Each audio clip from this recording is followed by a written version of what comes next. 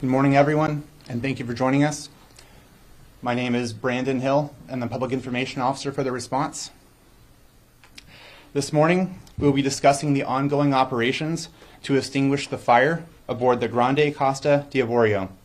Today's speakers will be Captain Zita Merchant. She is the captain of the Port of New York and New Jersey and the Federal On-Scene Coordinator.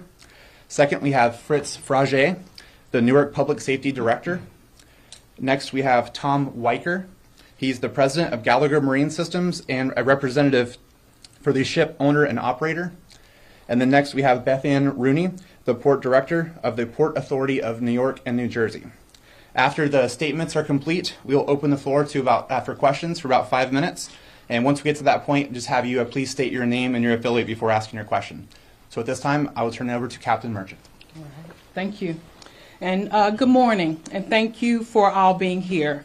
First and foremost, we as a unified command would like to extend our heartfelt condolences to the families of our fallen Newark firefighters, Wayne Brooks Jr. and Augusto Akubo.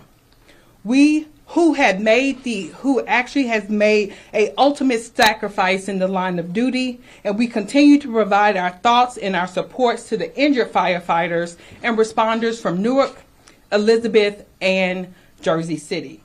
Their commitment to safety and their communities in which they serve is truly immeasurable, and we will continue to honor their legacy in the work that we do every day here as a part of this response. The tragedy of our collective loss speaks to, in no small degree, speaks to the complexity and the dangers associated with battling a shipboard fire. As we continue to provide updates on the ongoing incident, rest assured that our utmost priority is to bring the situation under control and ensure the safety of all that is involved.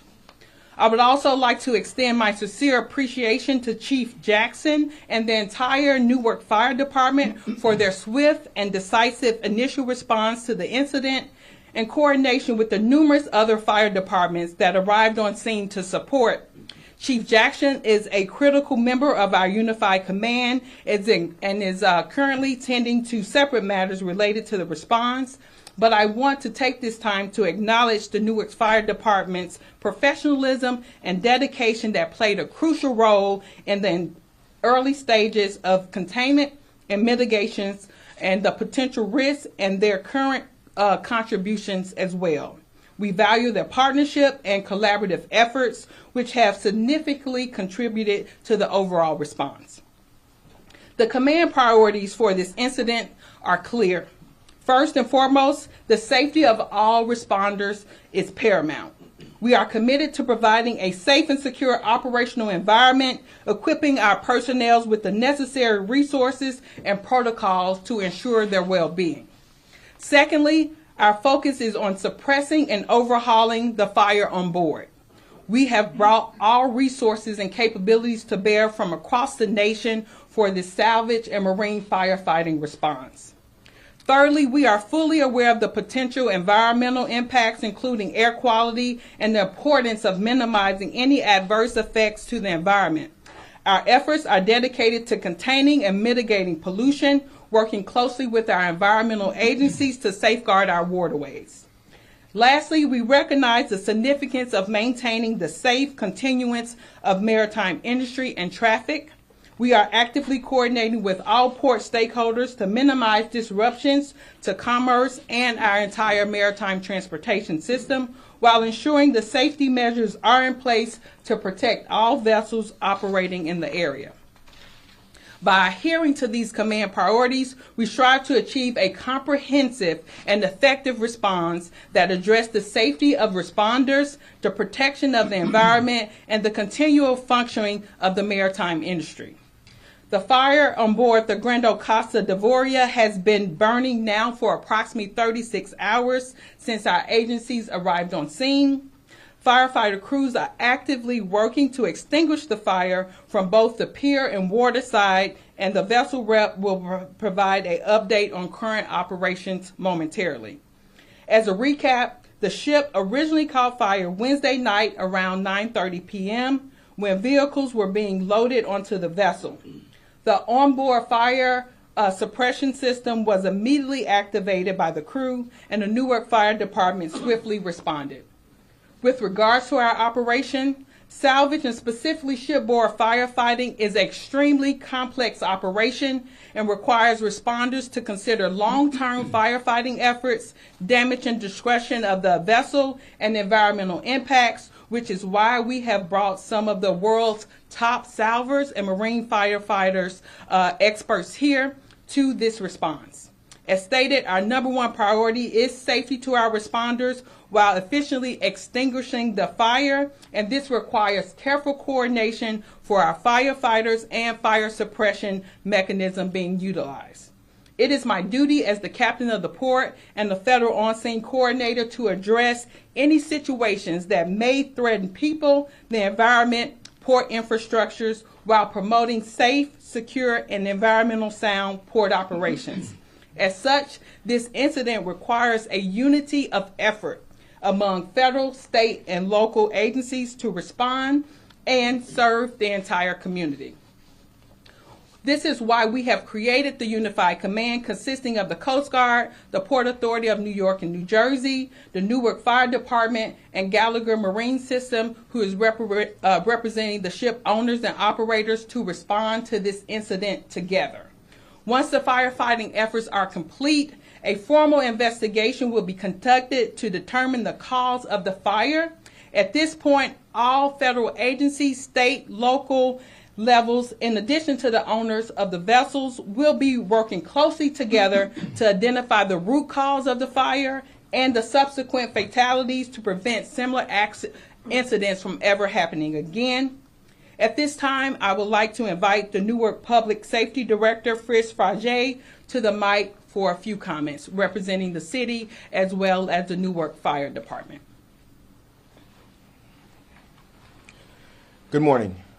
The City of Newark wants to thank everybody on this stage for their support, especially the coordination and collaboration to help mitigate this current matter. Currently, the City of Newark is really trying to assist the family in reference to this tragic loss of two loved ones. Unfortunately, Chief Jackson could not be here today. We were both in the meeting this morning with the families to try and coordinate the funeral and the send-off for the family. He sends his regards, and he will be here at the next meeting to discuss the collaboration reference this current situation. The families are doing well as they can be at this time. You've lost two loved ones. The entire fire department, police department, OEM, the entire public safety is mourning the loss of both these two firefighters. Going forward, we appreciate all the help and support we're getting from all the agencies, our sister firefighters from state and federal levels that are assisting us during this traumatic time for the city. We'll be advising you of the information in reference to funeral services that will be scheduled sometime next week. The families appreciate all of their support. They also want to send their regards. We will be here to assist. The only other city concerns are just the support of the families, whether it's mentally, physically, just to take the time to go forward and rebuild their lives and never forget the loved ones that they've lost. The Newark firefighters will be etched in the city's history, the public safety's history, and the fire department's history forever. Lost but not forgotten. Thank you very much for this time. I'd like to turn over to Tom Weichert, who will brief you on the results of the current status. Thank you. Good morning. My name is Tom Weichert. I'm with Gallagher Marine Systems. We are representing the ship owners, Grimaldi Deep Sea of Naples, Italy. First and foremost, on behalf of Grimaldi and Gallagher Marine Systems, we'd like to echo Captain Merchant's sentiments by offering our sincere condolences and thoughts to the families of the fallen firefighters and those responders who have been injured battling the fire aboard the vessel. I'd like to thank the brave firefighting crews that are out there currently and their continued efforts to keep the fire under control. We'd also like to thank the crew whose bravery and prompt response played a crucial role in containing the initial fire aboard the vessel. Gallagher Marine are listed as the incident management team for Grimaldi's U.S. Coast Guard approved vessel response plan. Additionally listed there is salvage provider Don John Smith. I'm joined here today by Gordon Lawrenson, who's been out on scene fighting the fire He serves as our subject matter expert for questions related to the firefighting. But in the interim, I'm going to give you a little bit of a background in terms of where we are today. So the firefighting update is that teams are fighting a variety of fires amongst the several decks in the superstructure, which when you look at the vessel, very easily, it's just the white part of the ship that's aft.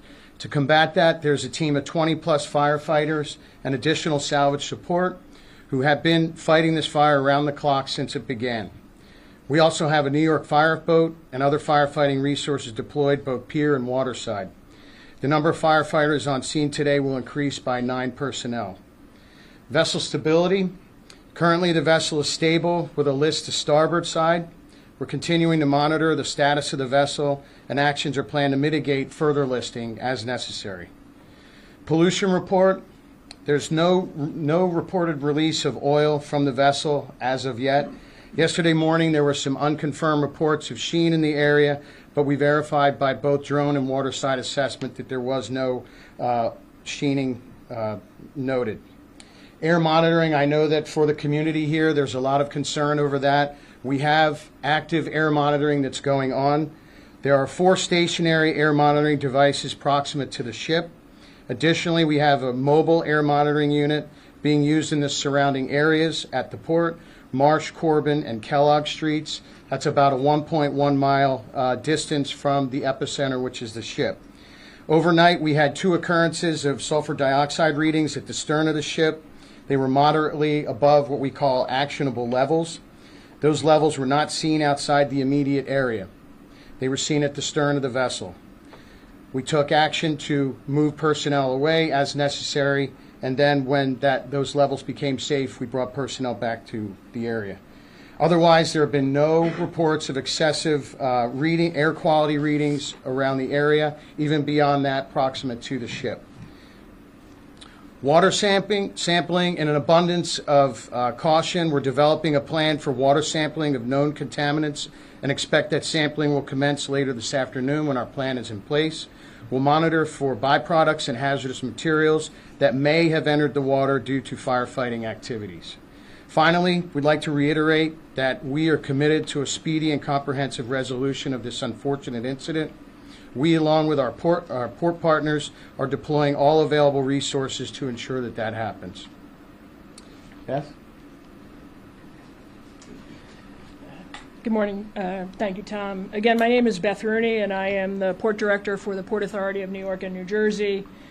On behalf of the Board of Commissioners, Chairman Kevin O'Toole, Executive Director Rick Cotton, and all of the staff of the Port Authority of New York and New Jersey, we join in extending our sympathies to the families of the lost firefighters and our best wishes for full and complete recovery of those that were injured during this incident.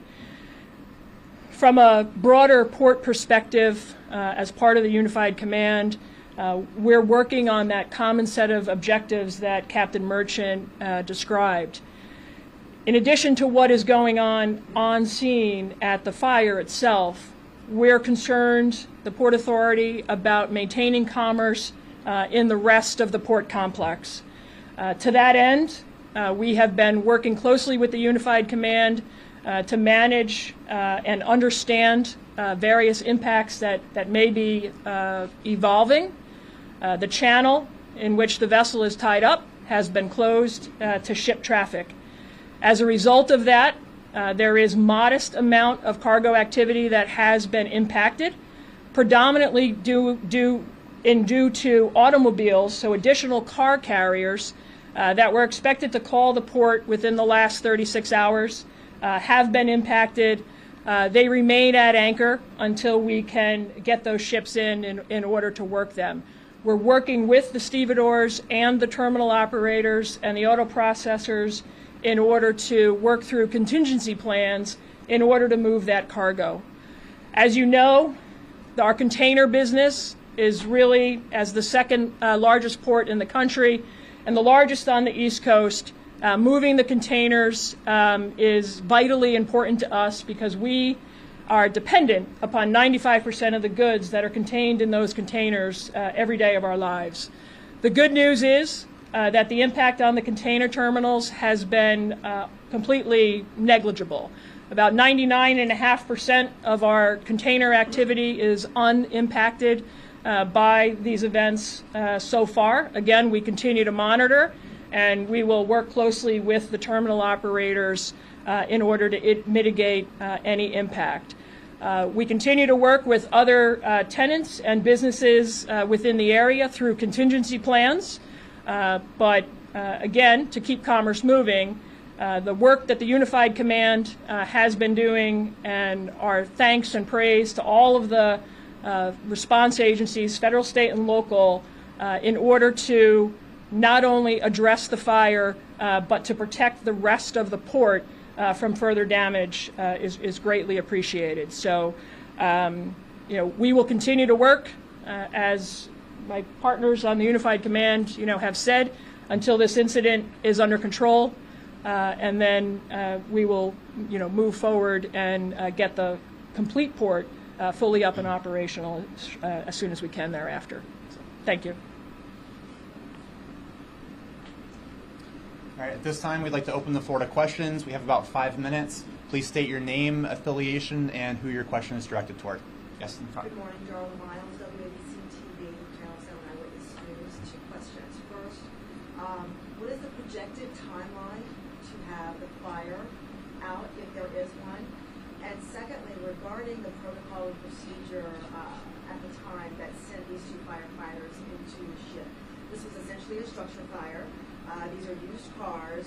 Under what circumstances should they have been inside of the ship fighting this fire at all?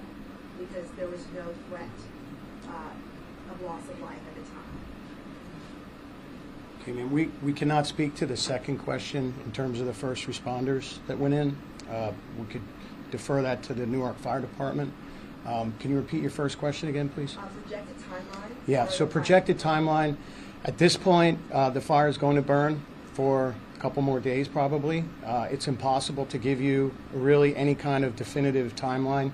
Don, John are going through doing their best to do assessment, but as the captain said, our primary objective is safety. So we are going to do the utmost to make sure that we do our best to fight this fire, but we're going to do it with the safety of responders as our first objective. As and when we move through this process, we will most certainly let people know what we project, but at this point it's impossible. Yes. Okay, next question.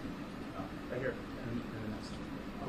Hey, this is for the port director, for the Port Authority, and for the public safety director for the city. And I'd like to know what's the better also. That's the most important thing. But moving forward, I wanted to ask those 2 directors, is there an agreement between the city of Newark and the Port Authority in terms of the response to fires at the port, and in particular shipboard fires? And does it spell out how and the kind of equipment and what the fire department will need to respond to those fires? Yes, there is an agreement with the police department, Port Authority, and the port in reference to how we respond to fires here at the port. We respond to all structure fires that they have. Those agreements are ongoing and continue collaboration as they go forward. We continue to have these conversations today and going forward. We're currently scheduling some training with the police and the fire in reference to fires that happen here. There's going to be some more coordination and collaboration with the police department and Port Authority on how we navigate and we actually mitigate some of the fires that may happen on these cores. These are all continued, and we can discuss that at a later time further. If I, Mr. Hill, if I can just add to that? Sure. Yeah.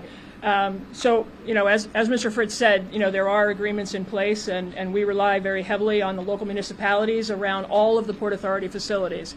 I believe many, in the media are familiar with the Port Authority's aircraft rescue teams and the fire brigades that are at the airports.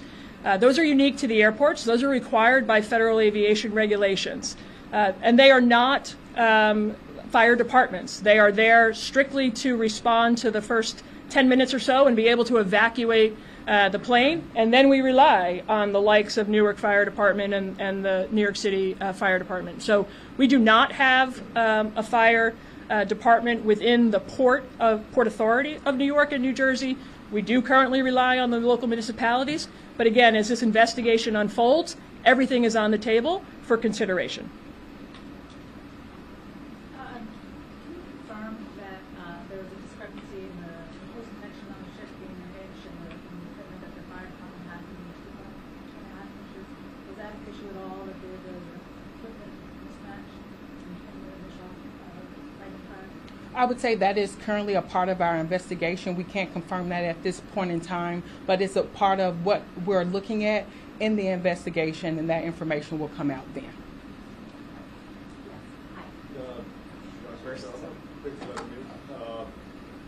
For the Coast Guard or any other agency that will be addressing this, is there any discussion about the Coast Guard giving specialized training to either Newark Fire Department or the District Fire Department for these type of incidents? No. Roger, thank you for the question. Actually, a part of what we do as far as the Coast Guard and a federal entity, we have a fire task force that is a part of a New Jersey fire task force, and they actually come together and we train with them on a regular basis. So while we, Newark Fire Department was the first people on scene, being that they were closest, you also know there were other fire departments that also deployed and was a part of this response. We will continue to do that training, but it is a part of what we do and we oversee on a regular basis here in the port. Is there any discussion about the port having its own fire department? Yeah, again, as I mentioned, earlier, as the investigations unfold and we get lessons learned from these, everything is on the table for consideration. If I can add to Captain Merchant's comments about the task force, one of the major lessons learned from 9/11 as we evaluated, the overall risk to the port and the port community was an understanding of the unique environment, as has been described several times. Marine firefighting is a very complex and challenging environment. So as part of the Area Maritime Security Committee, which is required by federal law under the captain's guidance, I actually was the founding chair of that back in 2002. Joe Farley is the current chair. We actually created this task force that allows us to ensure that departments have the proper marine firefighting resources, and we also provide training. The New Jersey Department of Homeland Security is a major player within that, and we provide both classroom training to our local municipal fire agencies and shipboard orientation training. In fact, starting next week with a new cohort of firefighters in the region, we were scheduled to come into the container terminals in order to get on board container ships. And that's just one of dozens of evolutions of these trainings that we've done over the last 2 decades. How often do you do these trainings with firefighters in this area, and why is there no special unit? Because we've been seeing these fires for many, many years on cargo ships. First of all, how often are these trainings? When was the last time you were had a training like this? And why is there no specialized unit dealing with such fires on ships? And one thing, I'll speak quickly on the federal level, because we do training, but they also do training at the local level. But the trainings that we do are regular, and what you see even with FDNY being on scene, it's more than just what we have here in the New Jersey area. It is a regional support that we get whenever we're dealing with a marine or shipboard firefighting, and that is training that is done here in this area locally, as well as throughout the New York and New Jersey area. And so that training is done regularly from a federal standpoint, and then they also conduct that training at a state and local level. And Fritz, do you want to add anything else to that? I just want to add that this is basically what we call mutual aid. So when we have large fires, there's mutual aid. Certain agencies have equipment that other agencies can't have due to financial constraints or personnel constraints.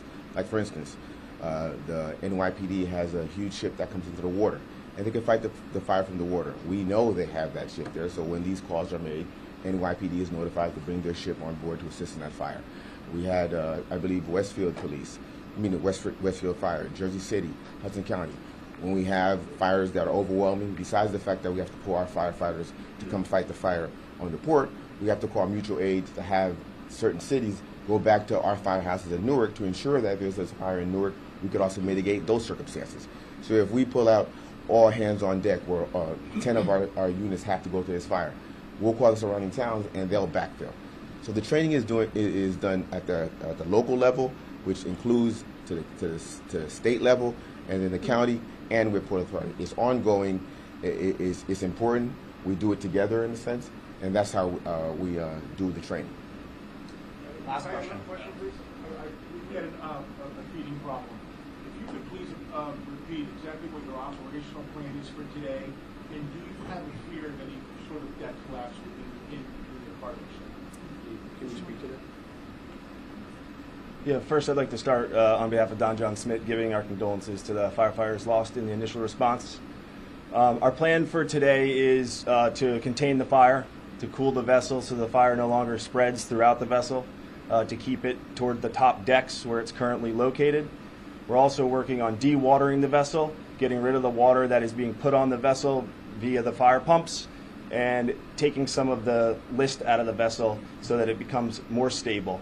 The vessel currently remains stable at this period in time, but our goal is to always get it back to what we call an even keel, which is level. Is there a fear of any sort of debt collapse within the structure? There is structural issues always caused by fire within a steel vessel, so we are monitoring that at all times and making sure that we don't put any people in the vessel that could be harmed by any collapse. Last question. Great, thank you very much, Aaron. For comment, can you explain a little more about that? Just hear you say it, I think I get it, but what's burning and why can't you put it out? And then how severe is the list? What's causing it? And is there any danger of the thing sinking, tipping? What's the prognosis? So shipboard fires are very unique. They're constantly changing. Every single one's different. You can do all the training in the world, and you're going to find something you've never seen before on a shipboard fire. So access is tough. The heat is extreme. It's a steel box, so it's a very complex situation, and you need a very good plan to be able to put firefighters in the vessel to actually put out these fires. It's burning very hot. So currently a lot of the decks that are burning and the cars that are burning are inaccessible to our fire teams. So the best situation is to cool the vessel from the perimeter using the fire boats and using hoses from on shore, and to try to keep the fire from spreading. The water going on the vessel is a concern because it does sometimes cause a list in the vessel or a tipping to either left or right, port or starboard. And we monitor that, and we can reduce that by pumping the water off as it's coming on. So it's basically a high-rise fire. I can't speak to high-rise fires. I'm not a land guy. I'm a water guy, so I don't know. I apologize. It's all the time we have for questions.